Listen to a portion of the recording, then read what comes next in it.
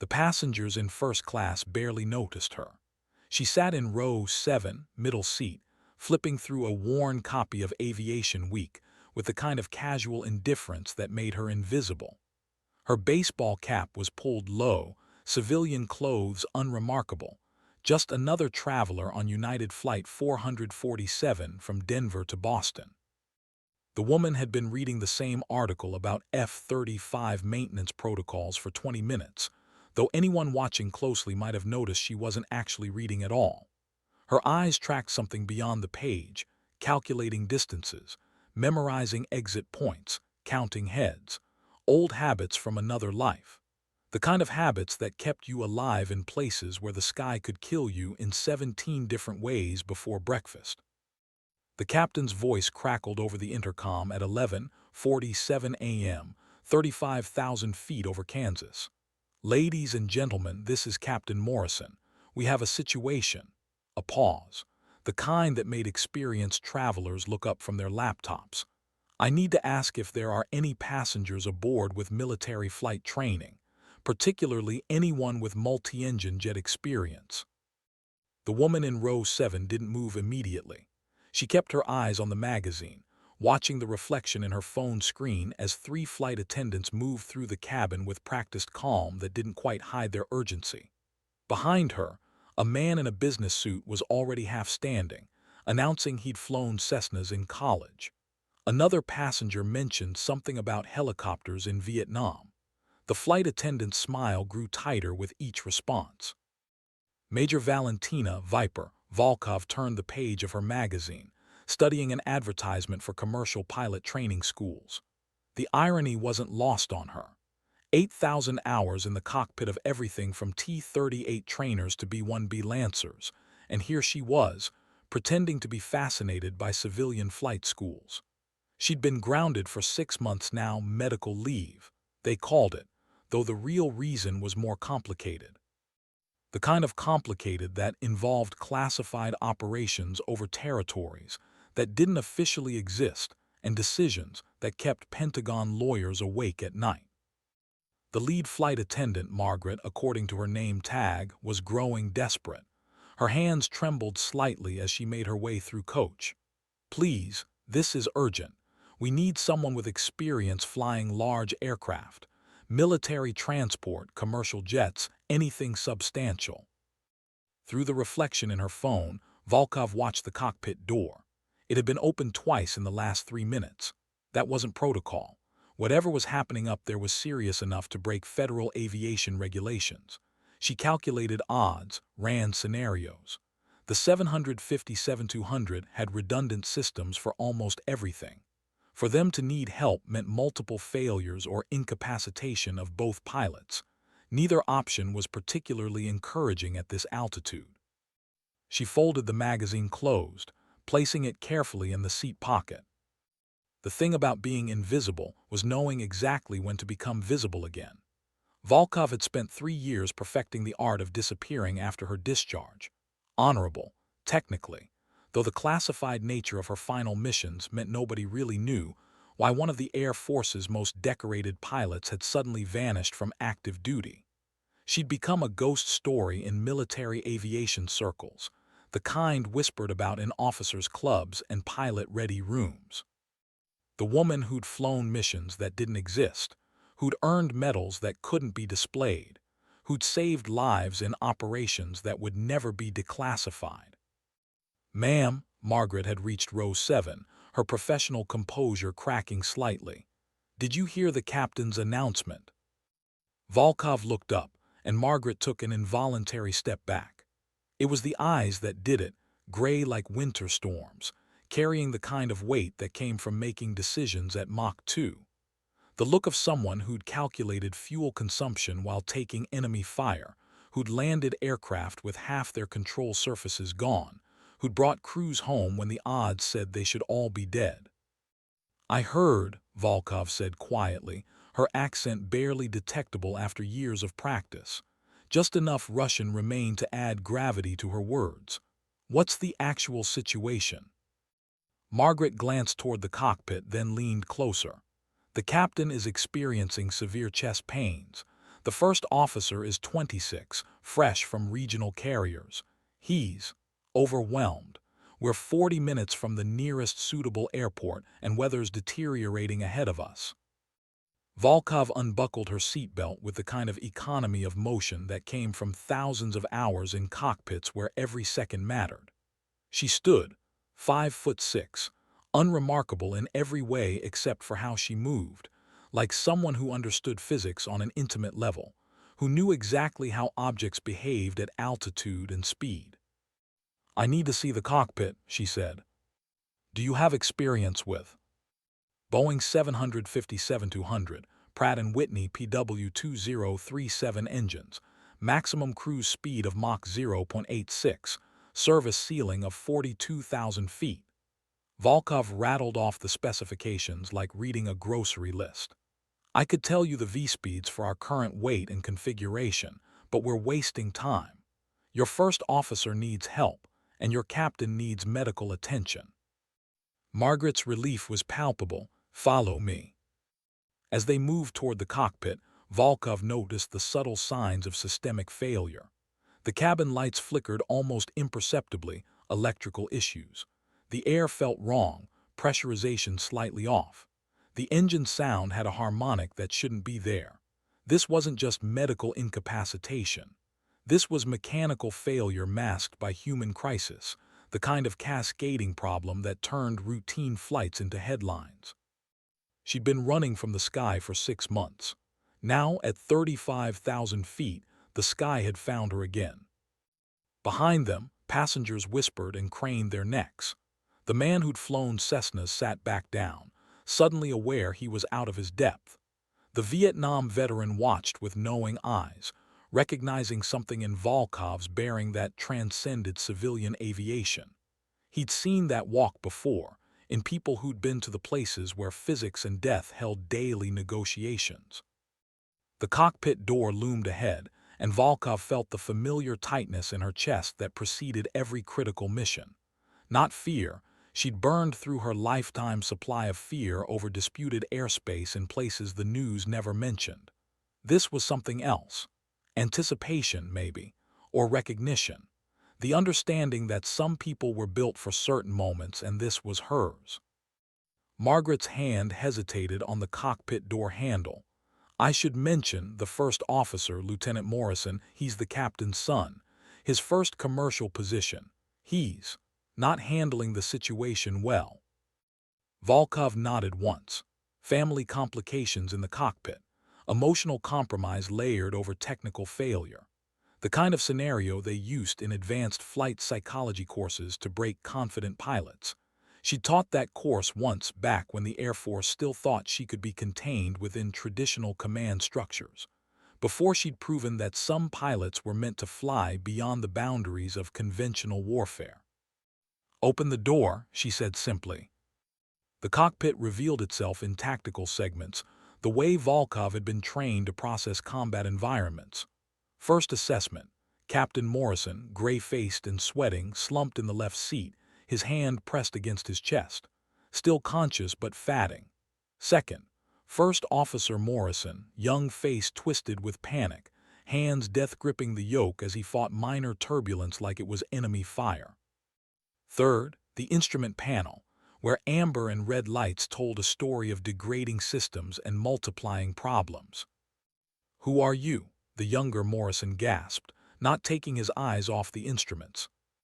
"Someone who can help," Volkov replied, already moving toward the jump seat.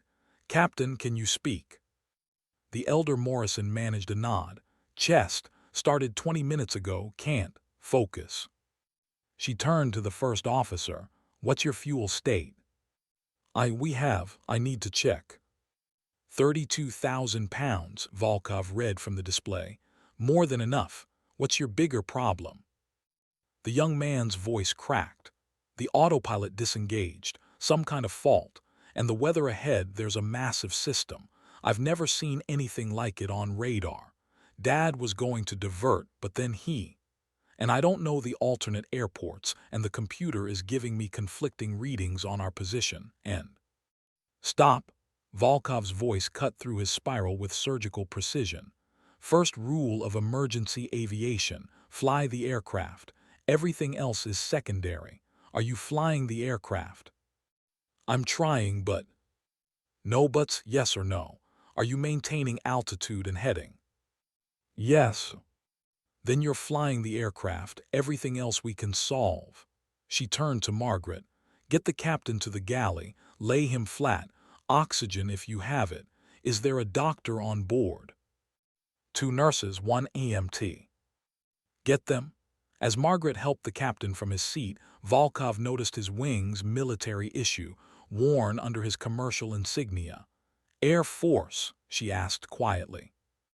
He managed a weak smile. Navy F-14s, long time ago. Then you know what I'm about to do. His eyes sharpened for a moment, the pain temporarily forgotten. Your military. Was. Fighter or transport? Both, and everything in between. Captain Morrison studied her face, and something passed between them, recognition of shared experience, of skis that had demanded everything and given back scars both visible and hidden. My son, he's a good pilot, just green and scared. I'll take care of him. As Margaret helped Morrison from the cockpit, Volkov slipped into the captain's seat with the kind of fluid motion that spoke of countless hours making this exact transition. Her hands found the controls automatically, muscle memory older than conscious thought. The 757 was civilian, yes, but physics was physics. Lift, drag, thrust, weight, the 4 forces that governed everything from Cessnas to stealth bombers. What's your name? She asked the first officer. Tom Thomas Morrison. Tom, I'm going to help you get this aircraft and everyone on it safely to the ground. But I need you to trust me. Can you do that? He nodded, his knuckles white on the yoke. Volkov scanned the instruments, her mind automatically cataloging failures and prioritizing responses. The autopilot failure was concerning but not critical. The weather ahead, a massive convective system stretching across 3 states, was the real problem. But there was something else, something in the engine parameters that didn't match normal operation. Tom, when did the engine vibration start? What vibration? She pointed to the N1 gauge for the right engine. Feel it through the yoke. Subtle, but it's there. Your right engine is developing a problem. Probably bird strike earlier that's finally manifesting. His eyes widened. How could you know that? Because I've felt it before. She didn't mention it had been at night, over mountains that didn't appear on maps, with surface-to-air missiles painting her aircraft and nowhere to land for 500 miles. We're going to have to assume we'll lose that engine before landing. Changes our approach options. Lose an engine, his voice pitched higher. I've never, only in simulators. Simulators are harder than real life. No actual feedback through the controls. Real aircraft talk to you if you listen. She began adjusting their heading slightly. See how she wants to pull left? That's the asymmetric thrust beginning. We compensate now before it becomes critical. For the first time since she'd entered the cockpit, Tom actually looked at her. Who are you? Someone who's been where you are. She kept her voice level, professional. Scared, overwhelmed, in conditions that exceeded my training.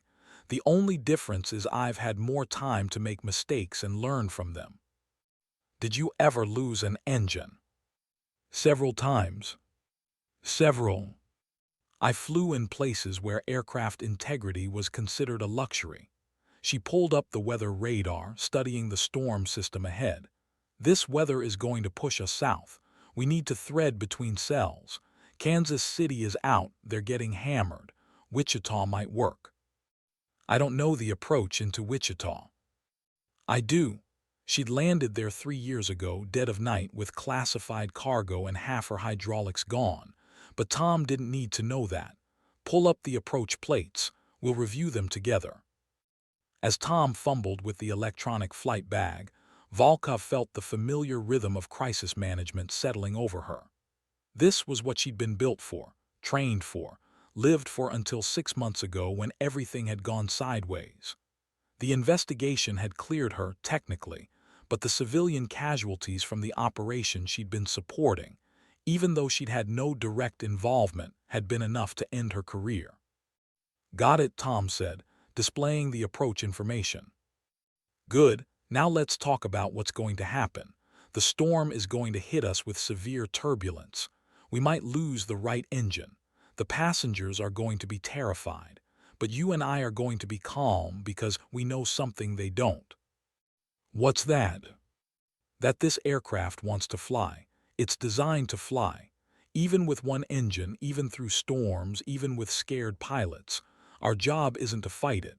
Our job is to guide it home." The first turbulence hit them like a sledgehammer, throwing the aircraft up and sideways simultaneously. Tom yelped, yanking the yoke. Volkov's hand shot out, covering his gently but firmly. "Feel, don't fight," she said. "The aircraft is stronger than the storm, let it flex." "But the passengers will be more scared if they feel us fighting." Smooth inputs. Like dancing with someone stronger than you guide by suggesting, not forcing. Lightning exploded outside the cockpit windows, illuminating towering clouds that rose like mountains into the stratosphere. The radar showed reds and magentas, the colors of extreme weather that civilian pilots train to avoid. But avoidance wasn't always an option. Sometimes you had to punch through. "I need to tell you something," Tom said suddenly. "I didn't want this job. Dad pulled strings to get me here, said it was family tradition, but I wanted to fly cargo, no passengers, less pressure. And yet here you are. Here I am, about to kill 200 people." "No," Volkov's voice hardened. "You're about to save them, because you're going to do exactly what I tell you when I tell you. And we're going to land this aircraft so smoothly that half the passengers won't even realize anything was wrong." The right engine coughed, just once but enough to trigger the master caution light. "There it goes," Volkov said calmly. "Right on schedule. Tom, I need you to run the engine failure checklist while I fly." "But you're not supposed to be." "Tom," she turned to face him fully. "I have 17,000 hours in military aircraft. I've landed everything from bombers to fighters on carriers, in deserts, on highways, and once on a frozen lake. I've been shot at, shot down, and shot through. I'm the most qualified person within 500 miles to handle this situation. The paperwork can wait." He stared at her for a moment, then grabbed the checklist. "Engine failure in flight, step 1. As he read through the procedures, Volkov felt the aircraft responding to the developing situation. The right engine was degrading but not dead. They had time, but not much. The storm was pushing them harder now, and Kansas City Center was calling for their intentions. She keyed the radio. "Kansas Center, United 447 declaring emergency. Single engine operation, requesting vectors for immediate approach Wichita." "United 447, Kansas Center, roger your emergency. Squawk 7700, Wichita weather is marginal. Suggest Oklahoma City as alternate." Volkov glanced at the fuel gauges. "Negative, Center. Wichita is our best option. We'll take the weather." "Roger, United 447. Turn left heading 230, descend to flight level 280. Wichita approach will have you in 15 miles." As she acknowledged the clearance, Volkov noticed Tom had stopped reading the checklist. He was staring at her with something approaching awe. "You declared an emergency like ordering coffee." "Emergencies are only emergencies if you let them be. This is a problem requiring solution, nothing more." She adjusted their heading, feeling the wounded aircraft respond sluggishly. "Besides, I've declared emergencies in 5 languages. English is actually the easiest." "5 languages?" "Russian, Arabic, Mandarin, Farsi, and English.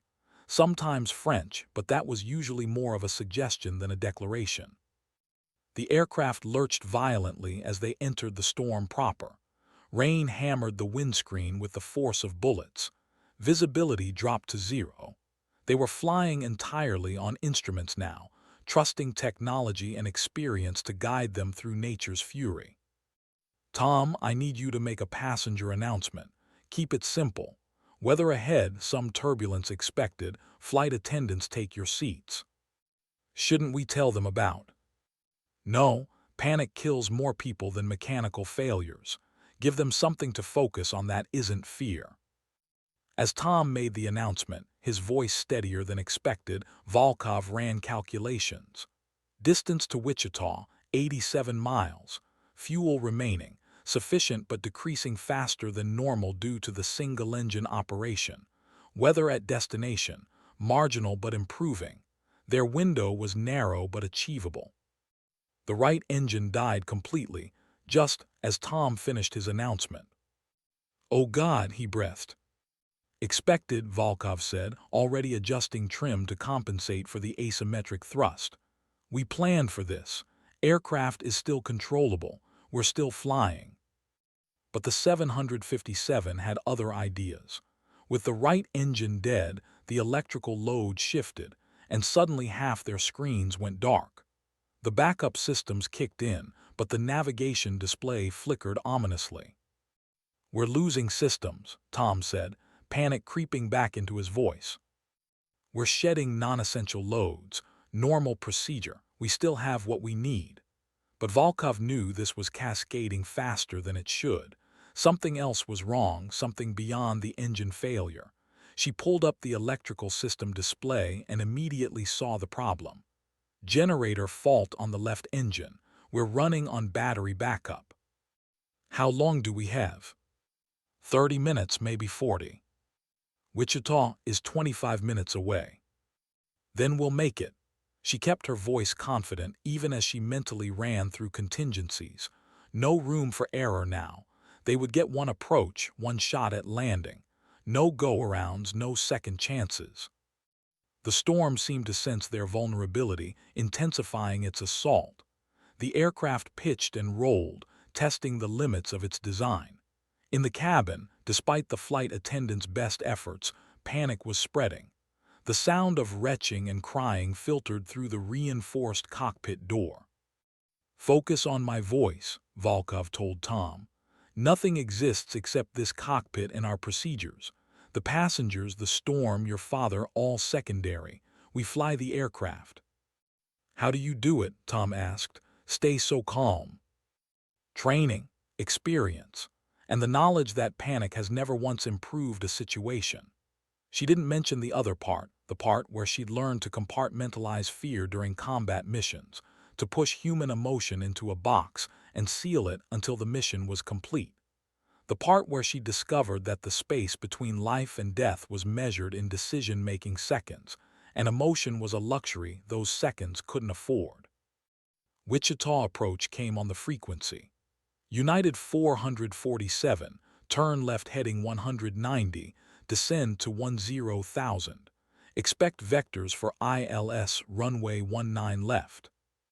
United 447, left to 190, descending to 10,000, Volkov replied. Then to Tom, "Run the approach checklist. We'll configure early, get stabilized before things get sporty." As Tom worked through the checklist, Volkov felt the aircraft's weight shifting. Ice was accumulating on the wings, adding drag and reducing lift. The de-icing systems were working but struggling with the electrical limitations. They were walking a tightrope now, balanced between too fast and stalling, too high and too low, too much and not enough. "Gear down," she commanded as they passed through 12,000 feet. "We're still 20 miles out," Tom protested. "Gear takes electrical power to extend. We do it now while we have battery reserve." The landing gear extended with a reassuring thunk. 3 green lights, small victories. The turbulence suddenly ceased, leaving them in eerie smooth air. Tom looked around nervously. Why did it stop? "We're in the eye of the storm cell. It'll hit again in about 30 seconds. Use this time. Set flaps to 5. Tom complied, and Volkov felt the aircraft respond, slowing and stabilizing. She could see Wichita's lights through breaks in the clouds. a promise of safety that seemed both impossibly close and impossibly far. Then the storm wall hit them. The aircraft rolled 40 degrees instantly, throwing them against their restraints. Master warning lights illuminated the cockpit in angry red. The stick shaker activated, warning of impending stall. Volkov fought the controls, using every ounce of experience to keep them airborne. "We're going to crash," Tom said, his voice eerily calm, the words of someone who'd accepted fate. "No," Volkov said firmly. "We're going to land because that's what we do. We bring people home." She pushed the nose down, trading altitude for airspeed, accepting the temporary loss to prevent the permanent one. The ground proximity warning system began its electronic chant. "Terrain, terrain, pull up, pull up." "Ignore it," she told Tom. "I know where we are." Through the rain and clouds, runway lights appeared like a constellation. 5 miles. They were 5 miles from safety, but the aircraft was degrading faster now, more systems failing. The battery backup showing critical levels. "United 447, you're 5 miles from touchdown. Winds are gusting to 40 knots. Runway is wet but clear." "United 447, roger." Volkov made micro-adjustments, feeling for that sweet spot where the aircraft wanted to be. "Tom, call out airspeeds and altitudes. Be my backup." 1,000 feet, 140 knots, Tom began, his voice finding strength in the familiar routine. 900, 135, 800.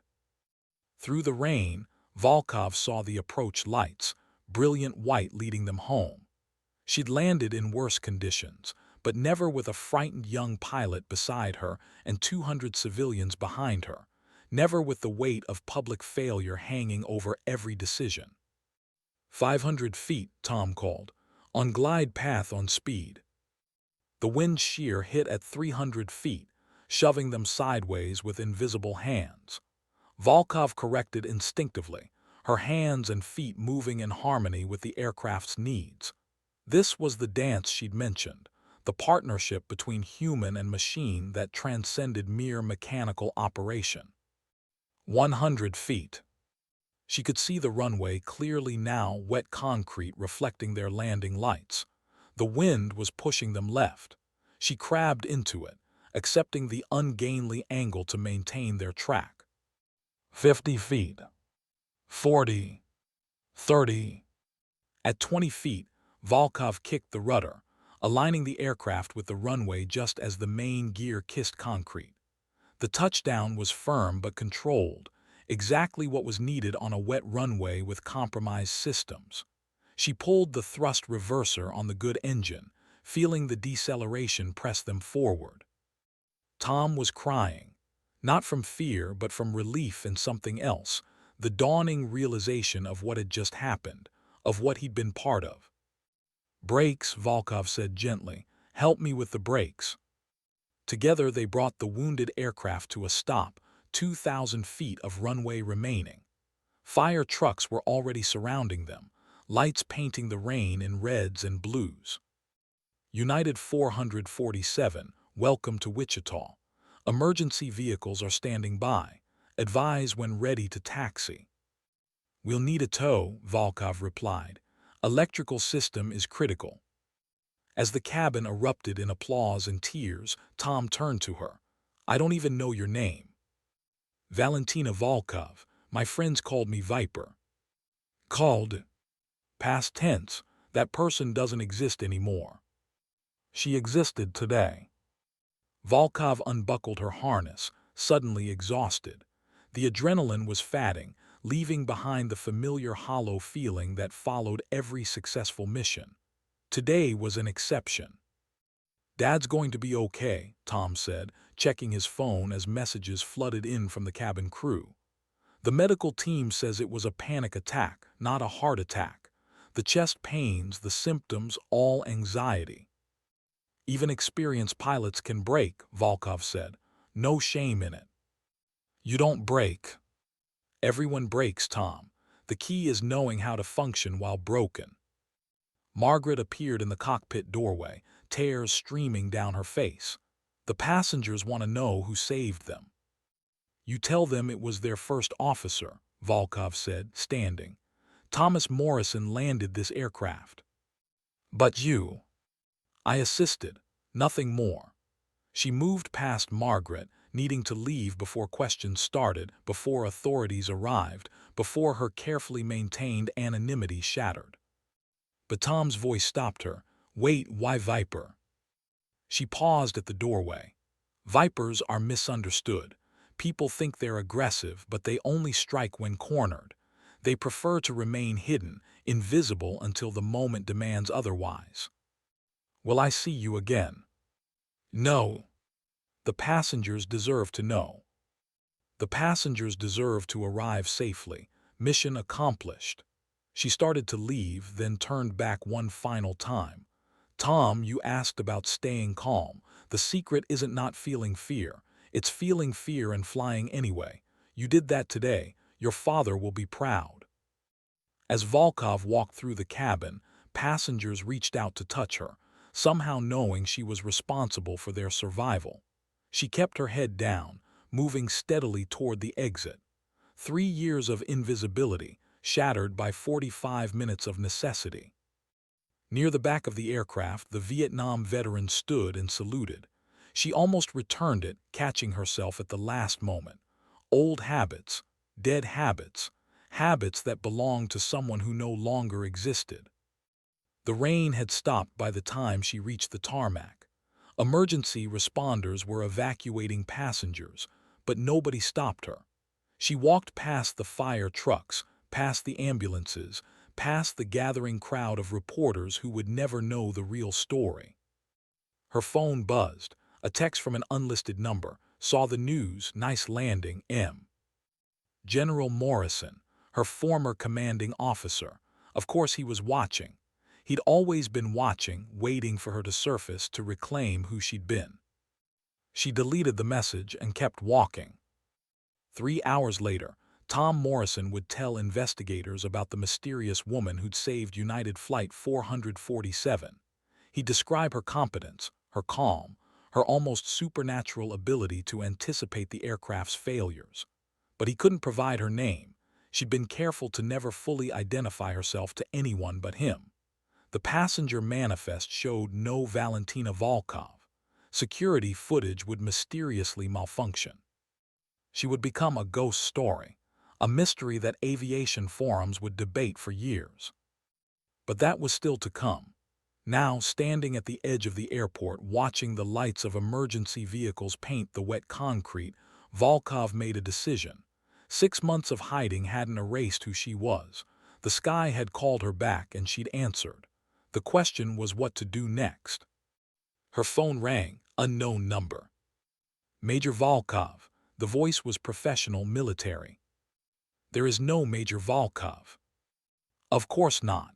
But if there were, she might be interested to know that the Air Force is reconsidering certain personnel decisions, particularly regarding pilots with unique skill sets and proven judgment under pressure. Hypothetically speaking. Hypothetically, the world is becoming more dangerous. We need pilots who can operate in ambiguous situations, who can make decisions when the rules don't apply. The rules always apply. Do they? You just landed a civilian aircraft you weren't authorized to fly, declared an emergency without authority, and saved 200 lives. Which rule was that? Volkov said nothing, watching a plane take off in the distance, its lights disappearing into clouds that still held the memory of storms. There's a position, the voice continued.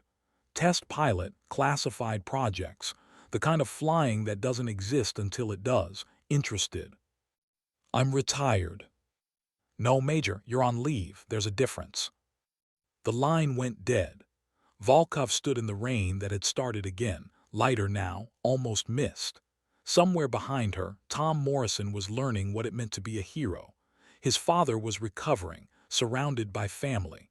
The passengers were calling loved ones, describing their near-death experience with the exaggeration that comes from survival. And somewhere in the Pentagon, People who moved in shadows were having conversations about a pilot who'd vanished 6 months ago and reappeared just long enough to remind them what exceptional looked like. Volkov pulled up the rideshare app on her phone, then hesitated. Denver or Washington, forward or back, safety or purpose. The decision had been made the moment she'd stood up from seat 7. Some people were built for certain moments, and those moments had a way of finding them no matter how hard they tried to hide. She selected Washington.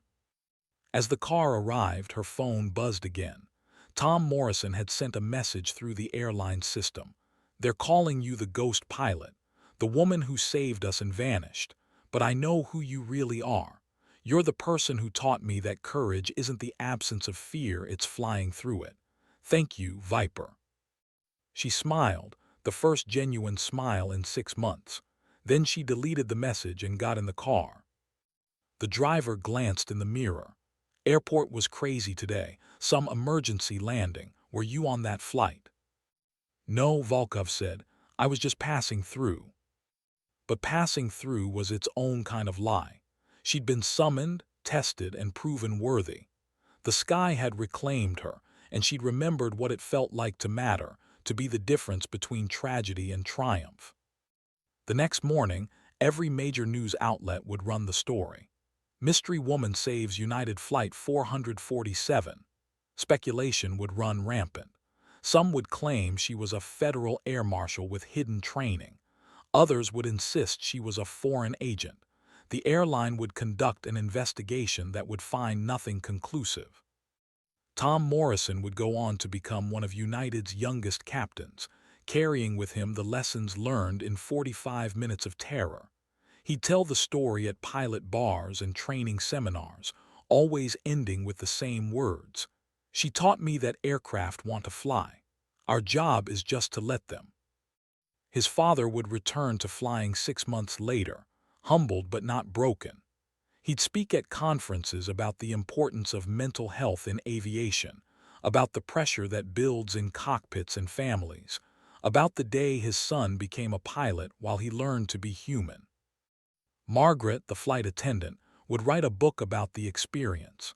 She'd describe the mysterious woman's eyes, the way she moved through crisis like it was choreography, the absolute certainty in her voice when she said they'd make it home. But Valentina Volkov would already be gone, absorbed back into the classified world where pilots flew aircraft that didn't officially exist to places that weren't on maps. The ghost story would grow with each telling, becoming legend in aviation circles. 3 years later, when a revolutionary new aircraft was unveiled, something between a fighter and a transport, capable of operations previously thought impossible, sharp-eyed observers would notice the test pilot's call sign painted small on the fuselage. Viper. But that was the future. On this night, riding toward Washington and whatever came next, Volkov thought about Tom's question. How do you stay calm? The answer she hadn't given him was the truest one. You stay calm because someone has to.